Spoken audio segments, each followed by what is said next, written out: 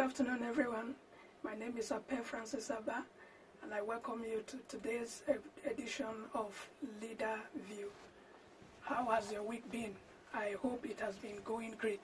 All right, this week I will be talking about a topic I have titled The Value of Vision in Leadership.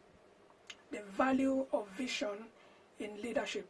And today I'm going to take us to the genesis of the leadership journey of Joseph. Now, Joseph was a man that had solution in his time.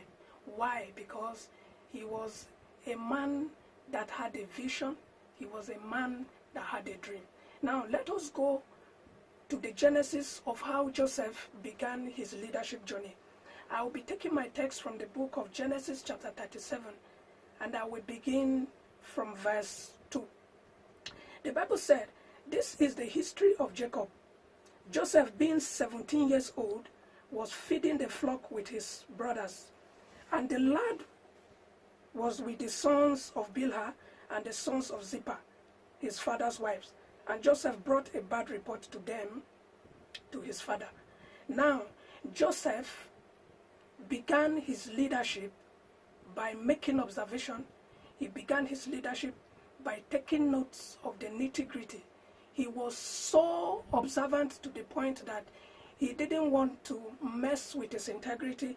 He didn't want to jeopardize his leadership.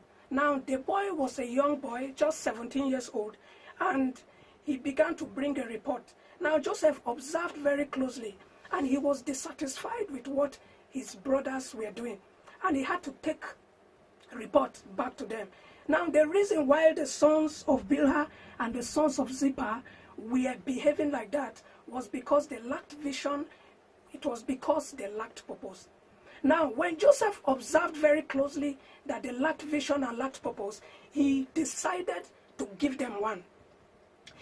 God now gave him a vision, God gave him a purpose, and he decided to share this vision with them. Now, as a leader, each time you notice that your people are going out of the way, each time you notice they are straying out of the plan of God for their life, you would have to introduce a vision for them. You would have to share your dream with them.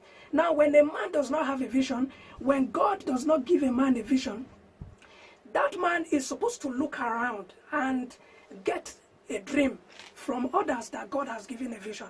And now, today we are going to be looking at the consequences of not valuing the vision which God has given to a man, or the vision which you have refused to see. I will be going to verse 3, and I will be taking the B part. He said, "Also, he made him a tunic of many colors." Now, because Joseph was a man with purpose, he was a man that was taking bad reports from the field to the leader, the one that was in charge of them. Now, it gave him a glory. They had to make, his father made him a tunic of many colors. Now, this tunic of many colors can represent a glory and a leadership mantle that has been placed upon him. Now, when Joseph was wearing this, it became a honor for him, and he began to do his work more effectively. And now, Joseph got a dream. We could see that in verse 5. Now, Joseph had a dream, and he told it to his brothers, and they hated him even more. Verse 6. So he said to them, "Please hear this dream, which I have dreamed." Verse 7. "There we were binding sheaves in the field.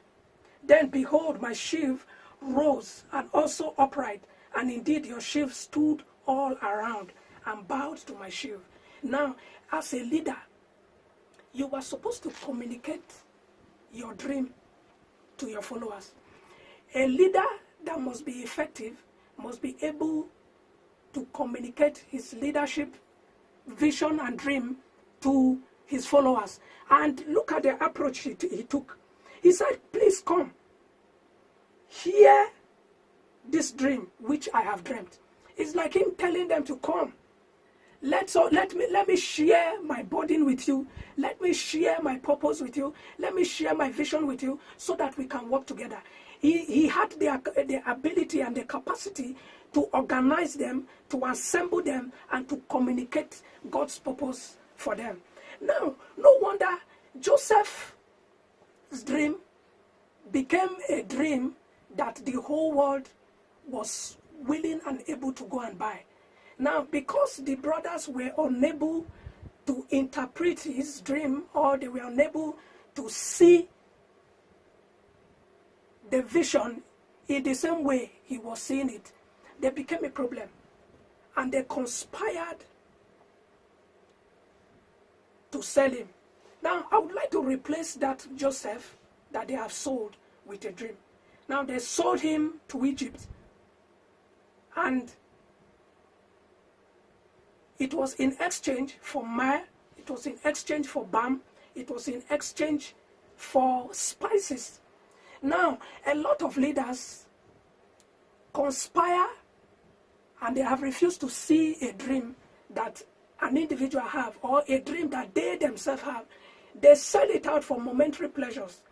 And this is what is bringing down organizations. This is what is bringing down the church in our contemporary times. You see, a leader that has a vision should not be carried away with frivolities of life. It should not be carried away with mediocrity. Now, Joseph did not have this dream once. He had it twice. The second time, he still called these people together and he told them, he said, see, I have this dream again and I want to share it with you people. This time around, it is not just walking in the field. It is not just cutting of shields. The dream I have this time around is that the sun, the moon, including the stars, even bowed down to us. Now, if we have sown, if we had labored, then there is no limit to what we can achieve. Now, when Joseph was sold into Egypt and this dream was interpreted, Pharaoh had to place him in an authority that was higher than every other person, apart from the Pharaoh himself. Now, every other nation saw him as a solution. They saw him as a man that will satisfy their hunger. As a leader, what is your dream comprising of? Is it to satisfy the hunger of people, or it is just something of a momentary pleasure? Now, the Bible recorded that his brothers sold him for balm. Balm is for healing, to heal a wound momentarily. What happens to the future? Hezekiah was involved in such decisions. He made a decision that it was only profitable for him within his time. As a leader, you must be able to make decisions that will influence generations to come. If you must leave your footprints on the sands of time, you must be able to have a dream that will satisfy the hunger of people and not to consume the products of others. Now, the sun and the moon is only going to bow down to your dream. Is only going to bow down to what you have cultivated, to the seed you have sown, only if you put so much effort in it and you are focused in what you are doing. Now let's look at verse 19 and see how the conspiracy began. Then they said to one another, look, this dreamer is coming. How many of us have been involved in a situation as Joseph, that you will get to a point where they will label you according to your vision and according to your dream. Now, they had known that this man was a man that had dreamt that even the moon and the stars cannot limit whatsoever he has to say. And they said, look, this dreamer is coming, so let us kill him. Let us do all manner of things to him.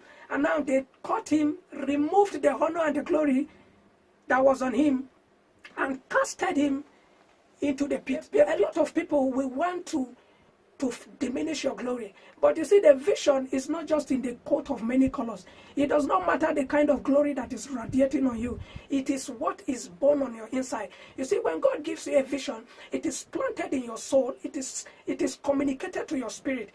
And so when you lay hold of it, you continue to run with it. And when others see this thing, when others see this purpose, they see your vision, they will also run with it. Now, let us look at verse 23. They said, so it came to pass.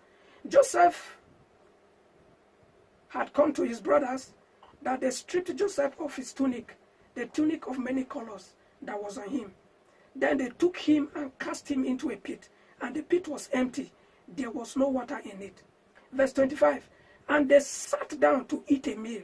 Now, this is also part of the momentary pleasure we are talking about.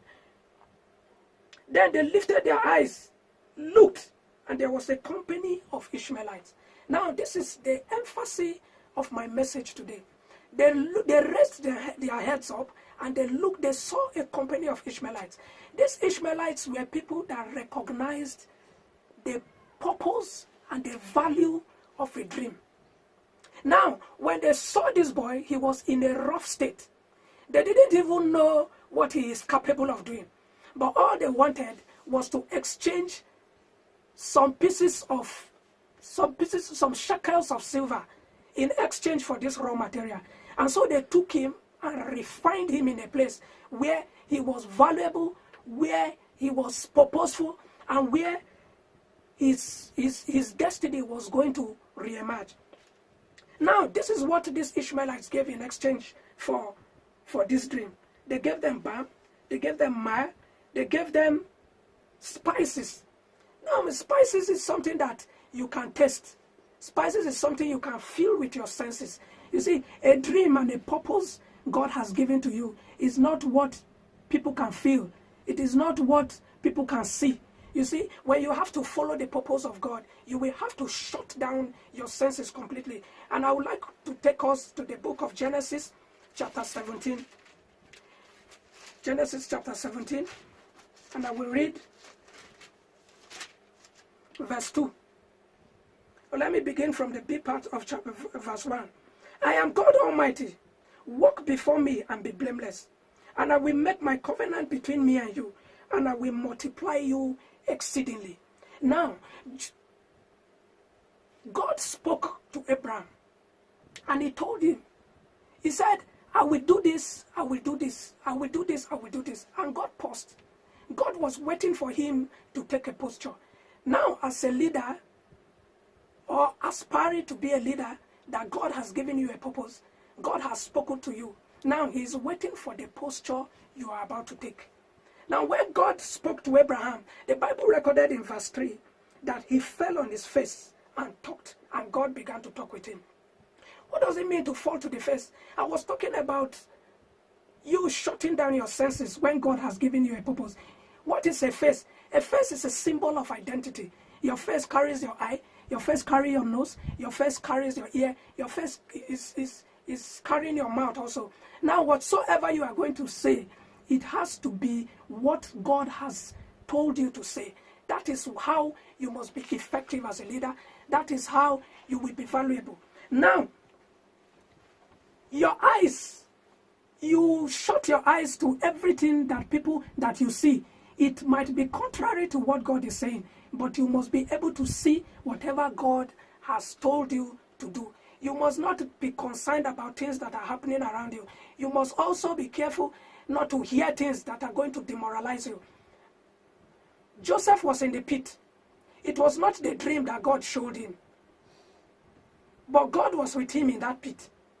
And so Joseph held on to it, and when the band of Ishmaelites saw him and they took him, God began to use him wherever they are taking him to. He yielded to the drilling process of God, and he later emerged. Now, the lesson I would want us to take home today is this. If you do not value your dream, if you do not value the dreams that God has put around you or God has put in you, and you sell it cheaply like Esau for a pot of stew, you will lose your purpose and your value in life. Now, when the people who value dreams, when they get it, they will use it at your expense. Now, when Egypt began to proffer solutions for the hunger of people, the whole world came to them. Now, look at, if the children of Israel were to have this solution with them, what would have become of them? Only God knows how powerful they would have become, how wealthy they would have become. This happened because they didn't realize their purpose. They didn't realize their dream. They didn't even realize the resources that God has put around them. And we must take note of this as leaders. Now, the children of Israel that sold their dream out, they later came back to buy this dream. And this is what we must be very, very conscious of. Be careful of the kind of dream you sell out. Be careful of the kind of dreams you exchange things for. You must value what God has given to you, and you must not let it go. You must cultivate your dream. You must be purposeful about it. You must prepare for it, and the world is waiting for you to showcase your dream. The world is waiting for you to sell whatever you have stored over the years. Thank you for sharing your time with me. Once again, my name is Apeh Francis Abah. You are watching Leader View. Thank you.